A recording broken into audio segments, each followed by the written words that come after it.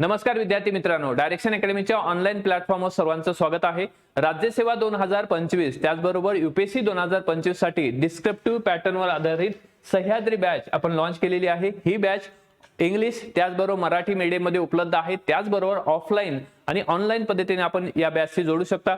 या बॅच मध्ये आपण फर्स्ट स्टेज मध्ये फाउंडेशन बिल्ड करतो, सेकंड स्टेज मध्ये मेन्स ओरिएंटेड अप्रोच बिल्डिंग केली जाते, त्यानंतर स्टेज 3 मध्ये आपण प्री ओरिएंटेड अप्रोच बिल्डिंग आहे आणि फोर्थ स्टेज मध्ये तुम्हाला पर्सनल मेंटरशिप सुद्धा दिली जाते।